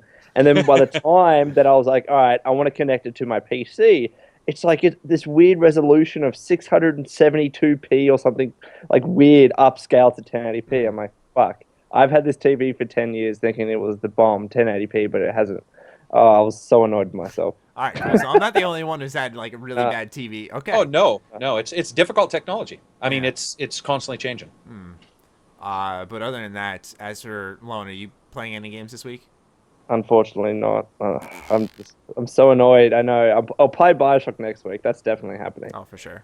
For me, I've just been playing more Overwatch. I love that game so much. It's, your game of the year so far. Yeah. I don't want to say yet, but really, for sure. Wow. Now, see, and the reason that's surprising for me is a month before launch, I had no idea what Overwatch was. Played it at PAX East, fell in love. I was like, all right, this is cool. Like, I get why people like this, because for me, at first, I described it like, it's kind of like a MOBA, but also like a first-person shooter. Oh, this is pretty cool. But then I thought, like, Battleborn. I was like, oh, I get the little rivalry now. Then I did a little more research. I got that they were 2 completely different games. I don't know where the rivalry even came from. And so, I'm not a multiplayer only guy like Battlefront. I told you this, Carrick. Battlefront, for example, is this series I'm so passionate about, but yet I barely play it, mainly because it's multiplayer only, and I felt it was an unbalanced mess. At least at launch. I don't know if things have changed. I'm looking forward to getting back into it once all the DLC is out and buying like a discounted season pass at some point to try everything out again, just because I love Star Wars. But you know, I hear constantly over and over at all these multiplayer game reveals is we're trying to strike the perfect balance. No game has ever got it right until Overwatch. It was like it's the shooter, and I don't want to try to sound like this reviewer trying to give like this bang punchline, but it is like the shooter I've looked for ages because it's fucking balanced, and it's as simple as that for me. It's not only is it like charismatic, it's fun to play, it's fucking balanced. I feel, you know, anytime my team's down, there's a chance we can come back if we play our cards right. And that's what's beautiful about the game. You can always come back no matter what deficit you're at. You will be down 99-0, which I have been multiple times. You know, you're contesting the last point of the capture, and my team will do a couple of hero swaps to counter their heroes, and we will be having them on their heels, and we'll push back and win. And in no other shooter, other than strokes of luck, have I had that happen before, where I will be fully out of the game and be able to rebound and come back because I played my cards right. And so that's why for me, like, Overwatch is my fucking favorite game of the year. And I'm not a Blizzard fanboy either. Like, I barely played Diablo 3. I don't play Hearthstone. That's what it's called. Yeah, I don't play that. Like, I'm not a huge Blizzard fanboy. I just really, really like Overwatch a lot. So right now, that's my game of the year personally. Do you guys have that determined yet for yourselves now that we're talking about that? In terms of game of the year? Yeah, so far. I don't know. There hasn't really been a standout to me, to be honest. That's how I am. You know, it was like, I liked Ratchet and Clank a lot. But that's a remaster. Do you know? I know he won't agree, but Doom. I was gonna say Doom. That was Doom. Actually, no, Doom was good. It's like parkour death the entire time. Like it's one of the first games that I felt like my feet were just made of oil and I was slicking around and I was like, suckers! Like, it didn't matter how hard, speaking of balanced, it didn't matter how hard the game was or what level I had it on. I just felt like I could probably eke my way through it. There was something so visceral about that. So yeah, Doom. And I did make Doom mods when I was younger and stuff, but it's not my favorite game as a series. I was not expecting to like Doom. To be brutally honest, I thought it was probably not going to capture the speed that it... I mean, oh man, I don't know. There's something... Well, I sound like you with Overwatch. It's there's something about it that I love. Like you've been looking for a while, and it's just hitting that on the head. It just right? yeah, and it's almost difficult to describe. You just say, "Wow, that was awesome!" Like when I get done, that's how I feel. I just like I don't even really. It's hard to describe the rest of it. It's like that was just awesome, and then you move on. I get it. Yeah. No, I mean I would agree. Like if I were to do like a top 3 right now, I don't know if I could pick a third. But it would probably be actually if I had to do like 3 right now, because I guess most of the big games that I'd be looking at for Game of the Year would be in the fall. But right now it'd probably be like Overwatch, Doom, then Ratchet, or actually XCOM 2. XCOM 2. Oh wow. Yeah, I liked XCOM 2 a lot, but that's just me right now. You know, but I agree with Lone. At least for me, aside from Overwatch, there has not been a pure standout. I know a lot of people are going to say Doom, and I totally get why. For me, Doom just when I pick my games of the year, I'm very particular. I don't only look at AAA. I look at the whole package. Though, like, did it offer whatever experience it was trying to give me? Did it nail that? And so that's why, like with Doom, you know, primarily gameplay focused, it nailed it. So I totally get why people would be into that. And it did Another add one? a Codex. The Deadly Tower of Monsters, baby. Really? That thing is fantastic. Yeah, it's like Flash Gordon Gauntlet, and that shit. When did that come out? I think in February, and I emailed them just a couple days ago, and I was like, seriously, I shouldn't do this as a reviewer, but Jesus, are you guys releasing a sequel? Because I probably won't review it. I want to play. It's not perfect. Did you review the first one? Oh yeah. Okay, yeah. I'll check it out. I reviewed this one. Yeah, it's one of those games that goes above some of its technical issues. I think we see that. Like XCOM had technical issues, but you like it enough to say it's Game of the Year, right? Like Overwatch had a couple issues, and you're like, that's what makes Game of the Year, not perfect, because perfect can be soulless, you know. Mm-hmm. And I think XCOM had some issues, but I certainly would put it up there in the top 5. Sometimes the camera would get hooked. Extended like 10-hour slow-mo seconds of like the gun going up, them just staring, like, and what is happening here? It's like, hi, the game's still working, did it crash, you know? So each game has their own set of flaws. For me though, it's like with Overwatch, actually it was just last night I was playing it, and it was the first time that I had actually we were playing. It was just me and 2 of my best friends, and we were playing, and it tells you in the match, you'll see lines connected to players. That means who's in a party. And it was usually they match it up the same, where if I'm in a party with 3 people and someone else is in a party of 2 and then someone's solo queuing, that's how the other teams match up. They'll have another party of 3, another party of 2, and 1 solo queue. So it's an even matchup. And for the first time ever, it was actually an unfair matchup where these guys were higher ranked, full squad of 6 versus us. And we got our asses kicked because they were all together. We stood 0 chance. And so, you know, I looked at it, I was kind of upset about it, but I looked at it from the perspective of, I have over 100 hours in this game. If it fucks up on me once, is that unforgivable? Like, no, absolutely not. It's a machine, we could say. It's going to fail at some point.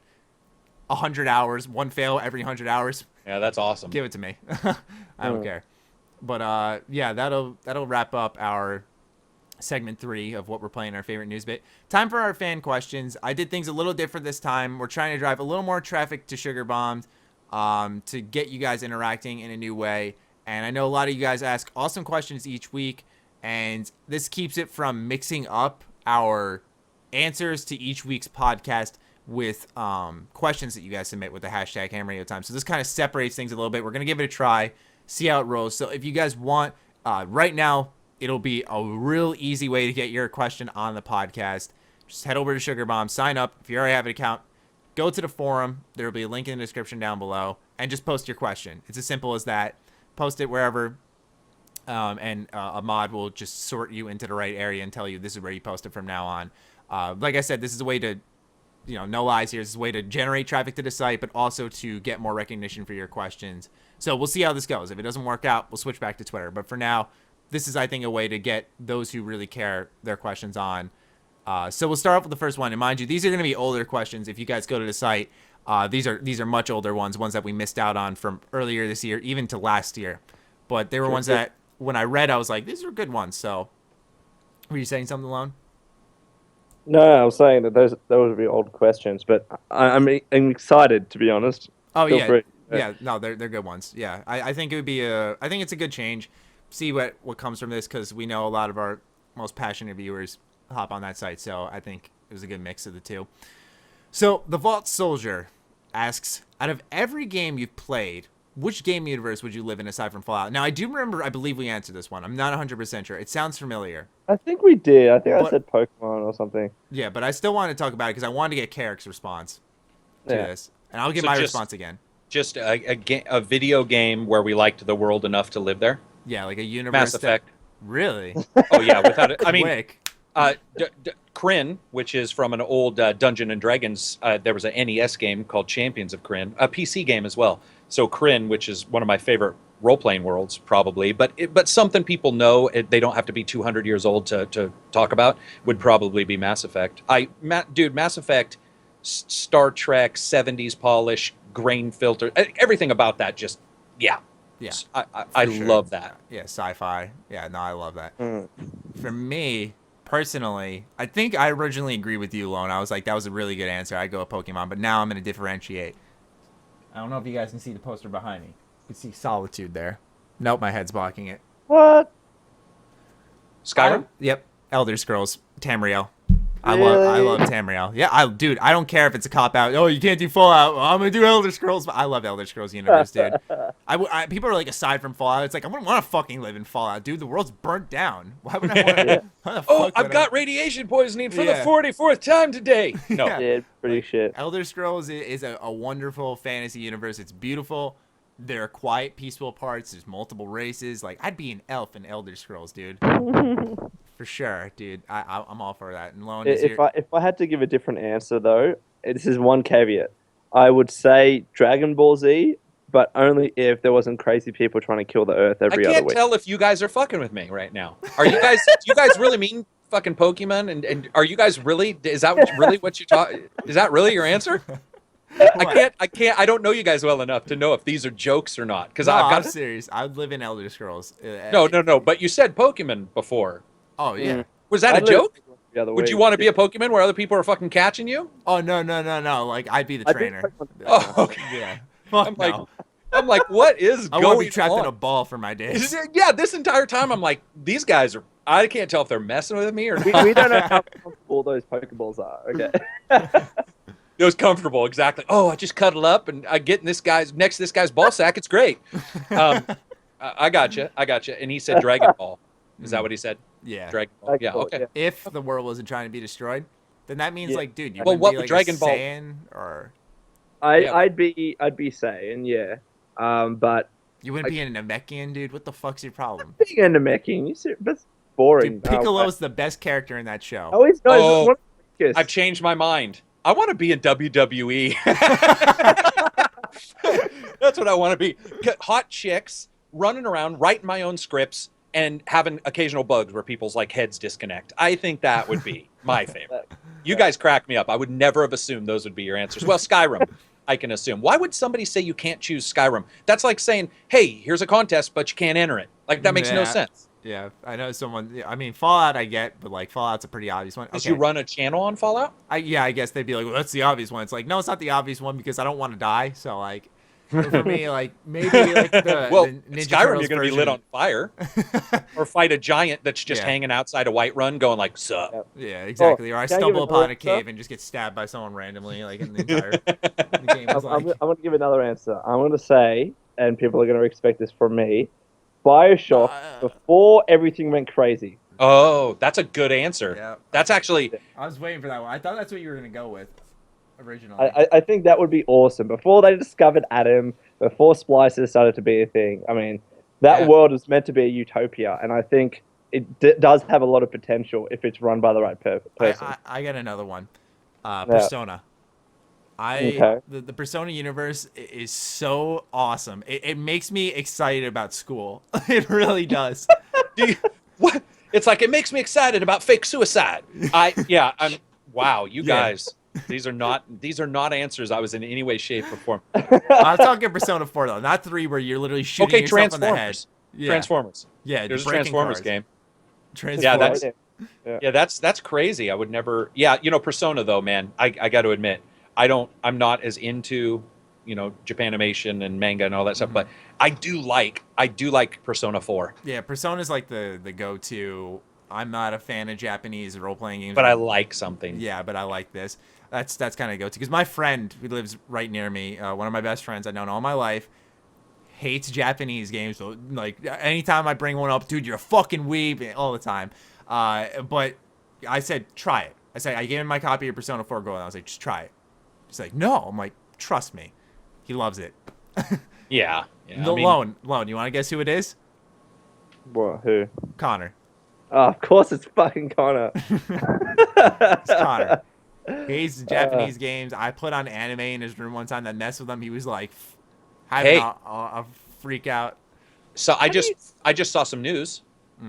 NES box just passed certification for release on Xbox One. NES emulation on Xbox One. What?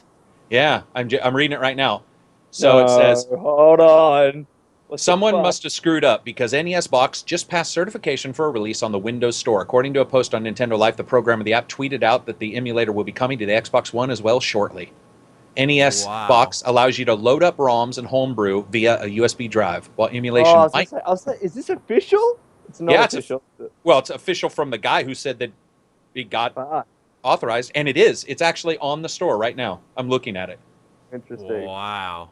Do you think that's the biggest mistake possible, and maybe they just were like, whoops, what's NES box? We don't know. It's NES box. I have no clue what that is. Microsoft's, we're too young. We're like, what's NES? I don't know. It's probably like your Loch Ness Monster or something. So Nintendo stuff is going to be on like an Xbox platform? Is that what I'm... It's Destructoid is running as their lead story.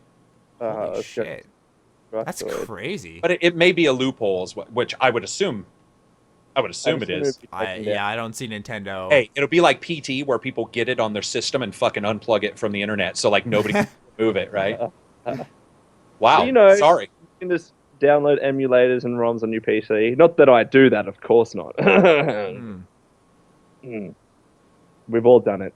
Don't lie. Have I? Come on. Okay, yeah, Pokemon Emerald on my PC. There you go. Okay, yeah, once, but that was it. Next question I think is equally as interesting as the first one, and one we definitely have not answered. Super Kid Goku asks, "What is your first gaming experience that you remember?" I know exactly what my answer is going to be. Oh boy. Okay, so my first gaming... Okay, my very, very first gaming experience was probably doing something with the Super Nintendo. I think it was like Mortal Kombat or Battletoads or something like that, Super Mario. Fuck Battletoads. Shit was hard. That was a hard fucking game. But the one that I remember the most, and this is probably what really got me into gaming, was I used to play Ocarina of Time with my brother and my cousin, but I would actually never play. And I think I've told this story before. My brother would be the one holding the controller. My cousin would be like the strategist, and he'd tell him what to do, and he'd know everything about the game. And then I would just watch. And it was the most fun that I've ever had in my life, even though I never played the game. It was just one of the most fondest experiences about gaming that probably arguably got me into gaming a lot. So that's definitely one of my earliest memories. Funny enough, my memory also doesn't have to do with me even playing the game. I was at my grandma's house. My brother had the PS1 hooked up to some little TV that was in her cabinet. I don't know what the hell he was playing. And I was sprinting by, an idiotic 4-year-old, and yanked the whole system out of the cabinet because my foot got hooked. Broke the PS1. My brother had a shit fit. And I blamed the dog, even though I clearly did it. I still, to this day, though, do not remember running by, and it's still an argument in my family to this day. I don't remember running by a parent. I'm going off what my parents have told me. I ran by, it hooked my foot, and I pulled the whole thing out, and it broke.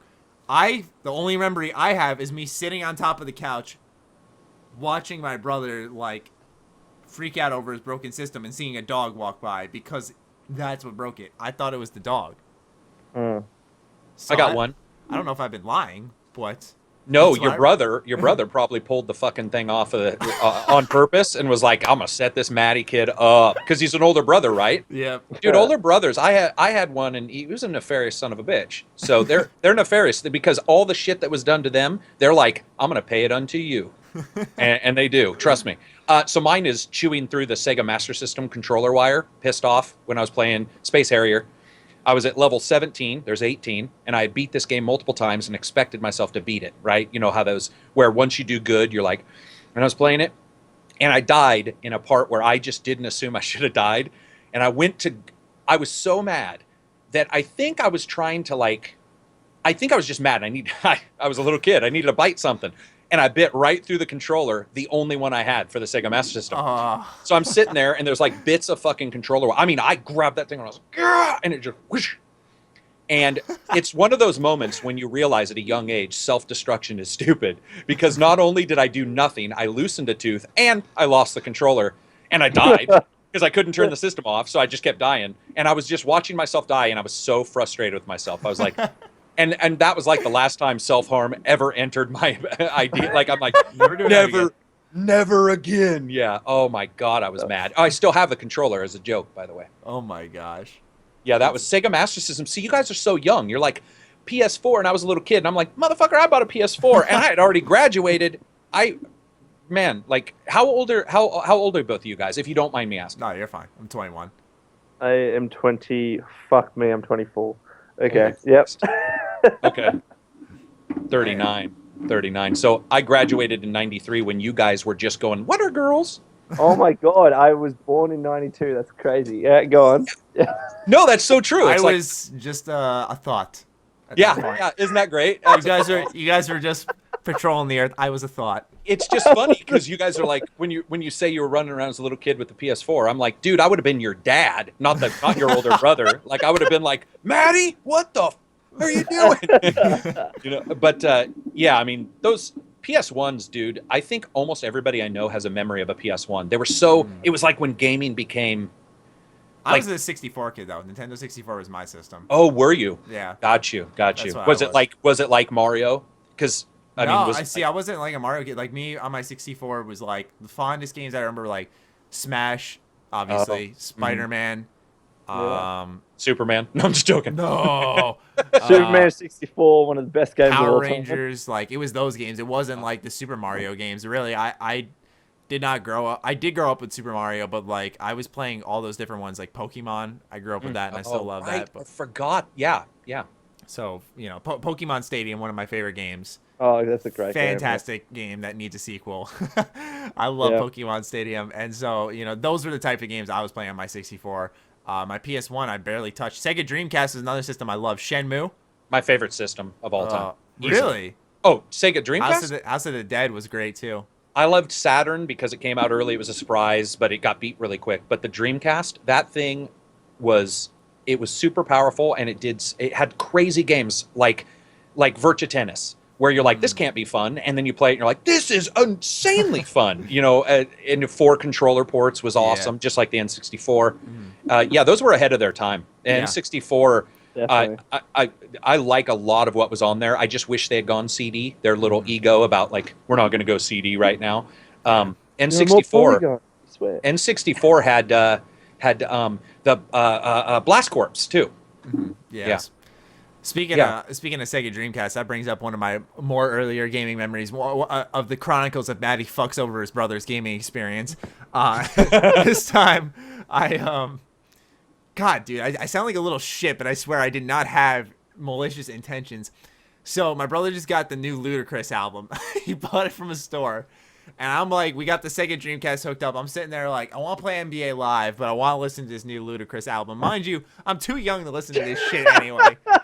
So I take NBA Live. I remember my brother saying, yeah, you can listen to music on the Dreamcast. Little I know that meant you plug in the CD and you listen to it that way. So I slap in NBA Live, take Ludacris, slap his ass in there, close the top, turn it on. No. I'm like, oh yeah, I'm gonna play NBA Live and listen to Ludacris at the same time. Brother sprints in. Man, what the fuck are you doing? Oh my God. Ludacris is scratched on the bottom. Are you kidding me? I'm just like, I didn't know. Wow, dude, that is man. Man, yeah, your brother. I don't even know what I would do if somebody did that. I would be so beside myself. I don't like Ludacris, but that's crazy. I would never even have thought of doing that. Like, I don't know why. I would have. Hey, 2's better than 1. Fuck it.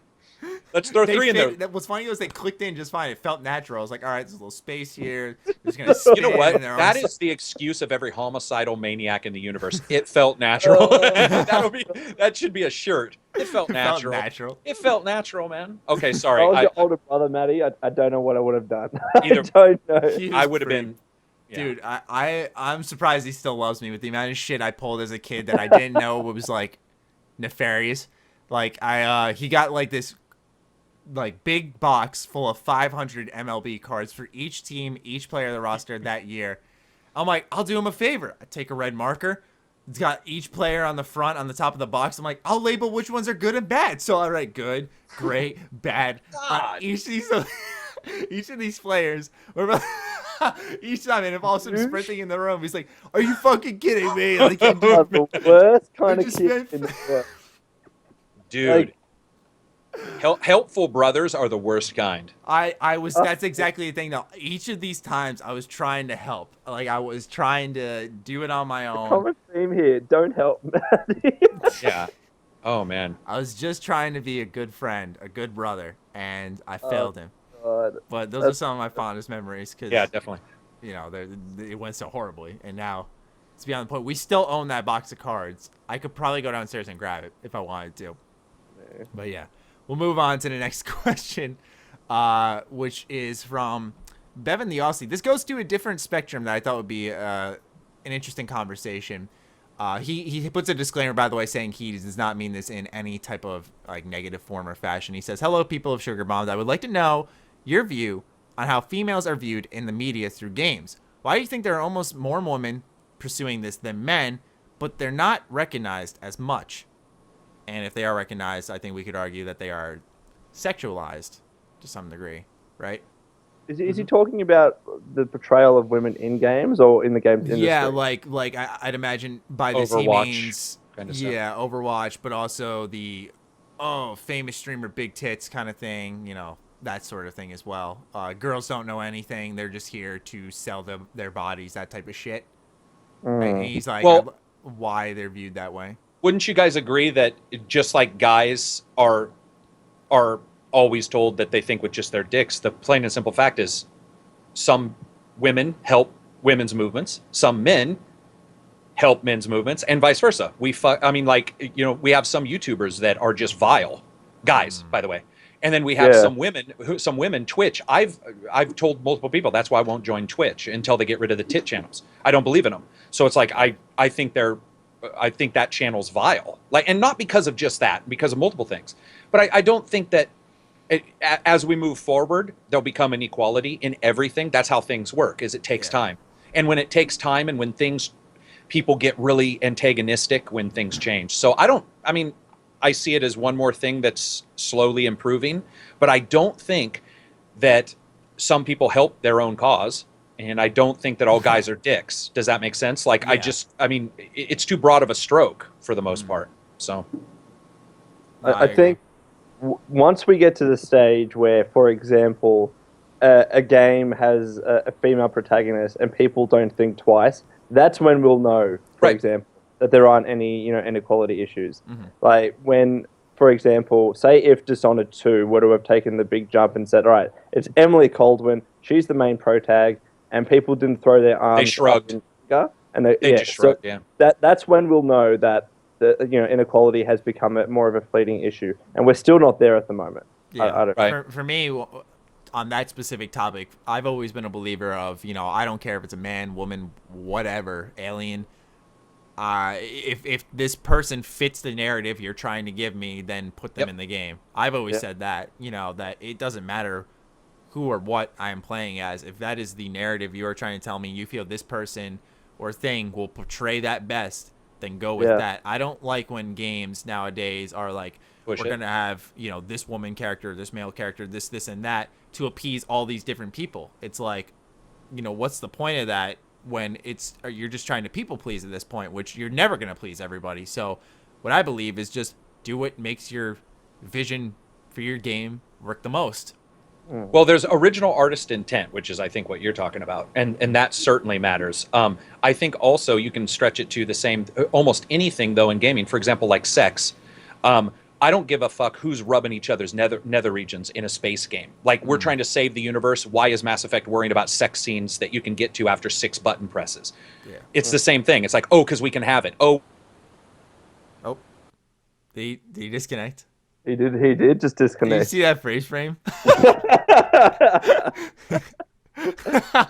You're going to have to screenshot that. Please do. That's a great freeze frame. Oh, man. I'm so happy for... Oh, there he goes. Hold on. We're trying to get the call back. Yeah. Hello. How's it going? He's back. Sorry about that. I saw the freeze frame, though. Okay, yeah, you did. See, yeah, you saw the freeze frame. All right, cool. All I was going to say is that I think that those things need to matter. Like you said, original artist intent. Ubisoft, I talked to them about this a couple times because of the Assassin's Creed Syndicate. We don't have a woman in multiplayer. Was it Unity? One of the two, where like people were upset. And when I was talking to them, they're like, "But that wasn't. We didn't want to do that. Like, why is it that? Where's this other control? Like, I already have an artistic director. I already have a game director. Where's this other person on the internet thinking that they can like control what we're making?"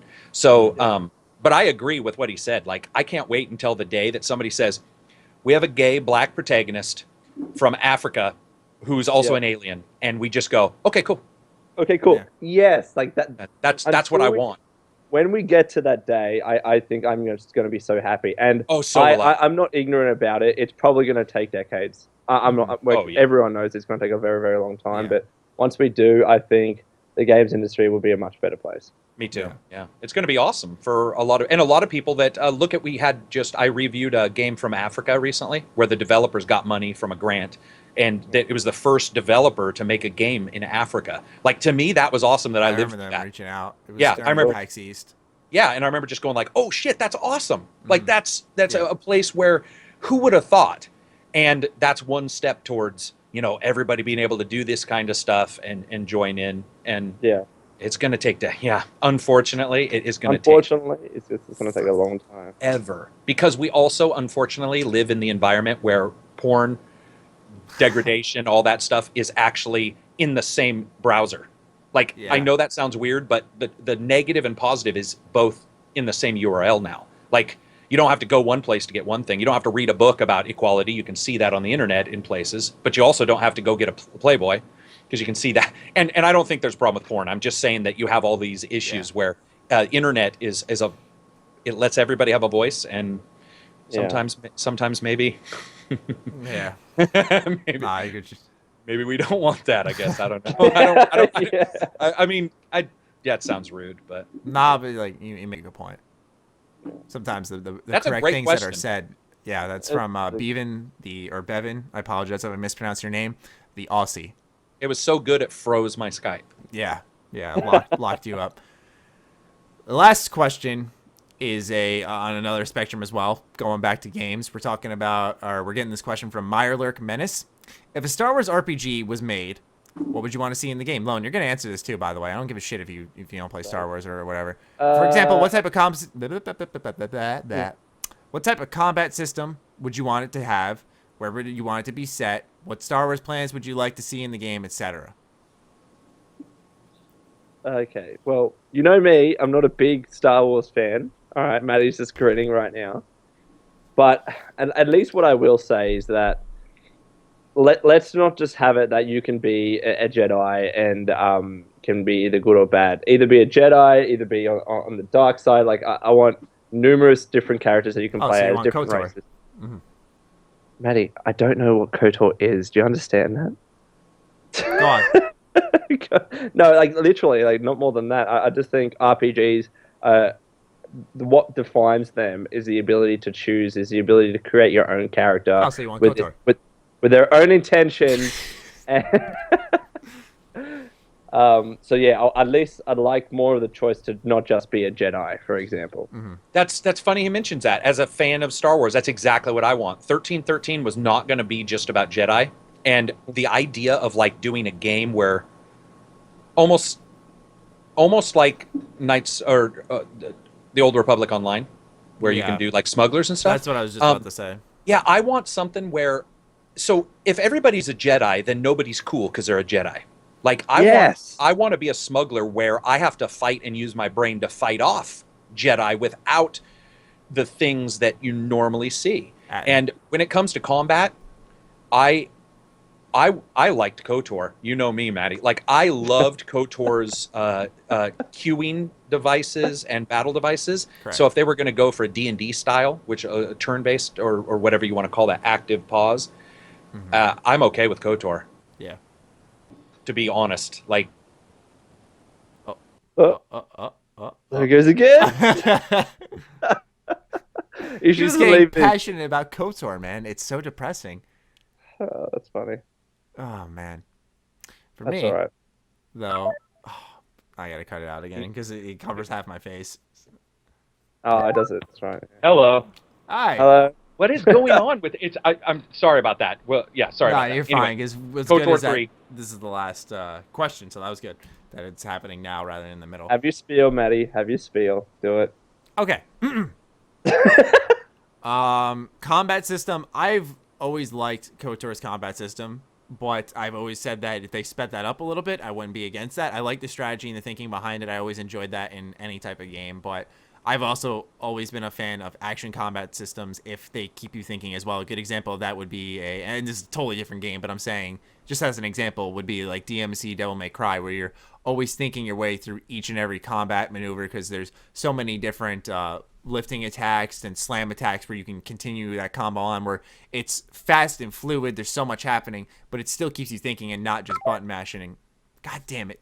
So just a quick last minute update, ladies and gentlemen. Carrick's video will be off because he keeps disconnecting. But nonetheless, yeah, I just got it too. Let's just finish off with this question here. If I had a Star Wars RPG combat system, a little bit faster than KOTOR. I like the strategy, but I'd like something that would speed things up a little bit because, you know, something along the lines of a Dragon Age Inquisition system. I really, although I'm not a big fan of the game in general, I liked its combat because it was a mixture of what made Origins and Dragon Age 2 unique. Because Origins had a similar combat system to KOTOR, but 2 was just totally action-based and didn't really involve too much thought, in my opinion. But what Inquisition did was added the action of, you know, as moves happen, you're thinking, okay, what am I going to do next? Then the pause and play, where if you're playing on a higher difficulty, you're going to be pausing that combat just after every move. Right. And I really appreciate that. So something like that I would like in a Star Wars RPG. As for where I'd want it to be set, I like the KOTOR approach of going to a bunch of planets I've never heard of. Hubs. Yeah, exactly, hubs. I liked that approach of going to places, and really the only place I had ever heard of before KOTOR was Kashyyyk. Other than that, I had not heard of any of these planets in KOTOR. And that's what I liked about Star Wars, is because if you haven't really read the comics, all these millions of spin-offs that are out there, there's so much left to be discovered in a video game, where I think seeing that realized is the fun part. So for me, I like the multi-planet adventures. But I also liked what 1313 was doing, where they were focusing in on, hey, you know, we have this, where was it going to be set?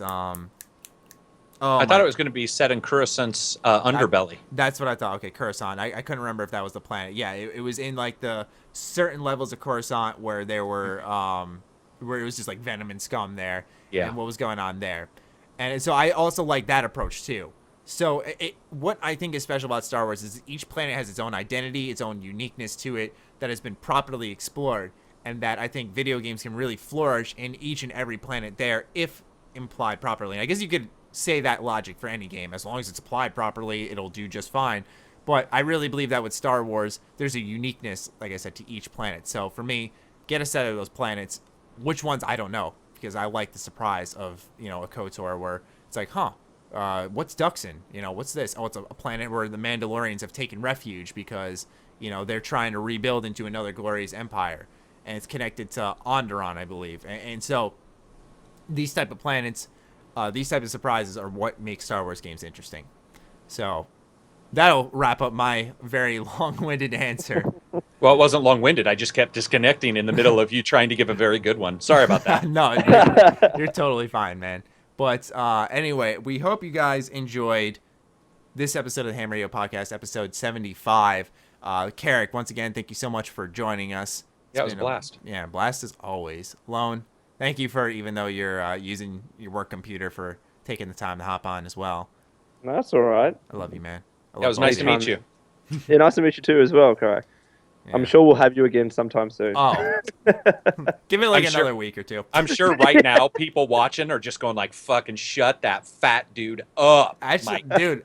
dude, I told you there was comments on There were on the last there were- podcast that were saying, "I'm When not you- watching this because Carrick's not here." I'm like, okay, like, Fuck you too, buddy. Fuck you No, too. no, that no, was- it wasn't even a fuck you too. It's like I'm not saying this just because you're here, dude. Like I totally. I get it. Like, you're a smart ass dude. You know what you're talking about. You're funny. Like, you contribute in every form and fashion. You're perfect for the show. So, like, hell yeah. Like, if I'm a viewer, I'd Hint, hint. want you. Yeah, I want you on as No, much as possible. here's what's really going on is I'm like telling my viewers, I'm all, "Hey guys, on Reddit, I'm like, go and tell them that you won't watch it unless I'm there." I'm just joking. No, well, it's fun to do because, well, first of all, we both like KOTOR. I don't want to talk about the other person who doesn't because I just don't think we should ever even acknowledge he's there. But no, it's cool because the fact is talking about these games in this fashion with a pretty positive audience is rare. I think you guys on your channel should be pretty impressed because other than a couple, and including my channel other than a couple, we have very positive audiences. And dude, do you know how rare that is? Like, Yes. I have people who come to, I've seen it on your channel. I saw it on the last, and then on mine, where people are like, this is like the last, place of solace and hope, where people are they still bitch about stuff, but where everybody is like fairly positive or excited. And if that excitement dies, that's fine. We just move on because we like games. That's, to me, Exactly. most important thing of all. Yeah, So, I mean, I've said this before. You've changed a lot on how the way I YouTube. I've created my channel with the intent of I love video games, and then I could argue, like, even though it didn't really change my content or anything, I kind of lost focus on that. But then I've started building around that idea and working with people who have that same idea, where it's like, yo, I fucking love games. Like, do you want to do this video together? yeah. And it's just as simple as that. And it's so much more fun to do. It's flexible. Making videos on different games is just a breath of fresh air that I haven't had Yeah, you'd in a like while. that? For Yeah, sure. I was going to ask you if, how you feel about For doing sure. it. Even if it was No Man's Sky. Those videos are doing great though, so it's like, that's the also refreshing part, is that they're finding equal success, at least with a lot of my other content. So That's good. it's relieving on that front as well. I'm not saying that each video is a slam dunk. For sure, I'm gonna have a lot of failures where videos are just gonna underperform like fuck. But that's part of the job, sadly. That's why you see Patreon. So that we can fail and just focus on creating rather than, this video will get me some of that YouTube money. So do I want to do that? Clickbait. $3. Yeah, $3. So anyway, let's wrap this sucker up. Lone, Carrick, once again, thank you so much for joining. Love you guys so much. Normally, we let the guests close these out. So, Carrick, would you like to do the honors? Well, first of all, I want to ask you, and you can cut this. It's I don't know how long we're in. No, you're have fine. you done your Have you done your Patreon yet? No, I am like, what I'm trying to do now is think up, and I'll leave this in. I'm trying right now to think up Reasons, like positive. not even stuff? reasons. I think justifiable reasons. I think YouTube's inconsistency is a justifiable reason enough. Oh, shit, But yeah. I would never say straight up like, yo guys, like, I don't know how my paycheck's gonna fluctuate each month, so you should probably just pay me. Like, I'd never put it that way. But That's awesome, though. You should do the first video as a joke like that. Like, what's up, guys? I don't know. I don't- Matty would get brutally murdered. yeah. People won't see it as a joke. I Yeah. can see it right Sadly, some people have not been able to pick up yet on my channel my sarcasm. They're learning, but they have not been able to get my sarcasm. Or I'll say things with a straight face, and it'll sound like I'm dead serious, even though I'm like in my insides I'm dying. I'm like, this is funny. So you're more trying to get your rewards all set up and. Exactly what I'm doing. I have a couple of rewards lined up. Lone, I've talked to you about them. I've also mentioned the Eucharic, but I'm trying to get enough where it's like I'm not excluding people who don't sign up, but I want to compel people to sign up because I want it to benefit them, of course. But I also, I need a livelihood, right? So like you need that money as now. well. Tough balance. Yeah. Yeah. So you're trying. Okay, so I got no way to close it then. I have to say that if I didn't believe this, I wouldn't say it. People who probably follow the channel know that I don't really have a lot of time for bullshit, and I don't give a fuck about what people think. The fact is, once you put up your Patreon, I will definitely be one of those people that tells people to go. And I think that people who are watching, and I know that we can have really positive people watching, and the moment you mention Patreon, they're like, I'm leaving your channel. One thing I will say is that really do implore people to make sure that once he puts up the Patreon to actually go and look at it, because if you guys even get a little bit of humor, if you guys enjoy whatever he's doing, or if you find yourself getting a game you weren't thinking about getting, or not getting a bad game, he's saved you money. And there is nothing wrong with somebody who is out there to do those kind of things with giving them some kind of reimbursement, which includes whitelisting the channel on YouTube, making sure that AdSense, the 1/4 of a cent he's going to get, is fucking applied to him. Because that, people like Matty, though yourself, and Lone, all you guys. Yeah, all you guys. Well, Lone especially, because of, well, some of the stuff he covers is hilarious. But you guys just have a good sense of humor as a combined team. And I think that moving gaming forward with a good sense of humor but still being able to critique is rare. And so when you get that up, I just really implore people to check it out, because I think that if a channel like yours disappeared, if you guys couldn't create content, then we would just have one more. And remember, I have angry in my name, but we just have one more Angry Joe. And there's nothing wrong with that. There's nothing wrong with him, but we don't need another one. What we need is people who are passionate about games, who can talk about them interested and not invested. If you get invested, you're going to get personal. And from what I've seen of you, I fucking wouldn't say it if I didn't believe it. You don't seem invested. You might be passionate. You might be excited. There's a difference. And it's rare. And so I implore people to make sure to check out your Patreon. And if that sounds like I'm paid off, fuck you, because Matt doesn't have enough money to pay me. I've already asked him for a loan, and he hasn't given me any. So he would come over and kick my PlayStation over, apparently. No, never. I can't wait to see the Patreon, man, because I will. Yeah, I mean, obviously, I'm going to be in the coming weeks. I'm going to be like messaging you a lot, because you have a successful one up and running. So for me, I like to learn from those examples. So yeah, I'll obviously be talking to you about that down the line. But that's it for me. That's my close. Yeah, I appreciate that, though. Those are some nice words from me, man. It means a lot. Well, you don't see me on other people's channels. That's true. Doing that. That's true. Yeah, so I really do appreciate that. It means a lot. Lone, do you have any final words, then? Sounds like Matty, I'm killing you. I think you're a shit person, and I wouldn't support you in this. Oh, man. See, that's why I like you guys. That's funny. All right, guys. Thank you for listening. This has been an hour and 47 minutes, so not too shabby. But as long as we're below that 2-hour mark, I'm satisfied. So, yeah, thank you guys so much for tuning in, and we will catch you in the next episode. Peace out, everybody.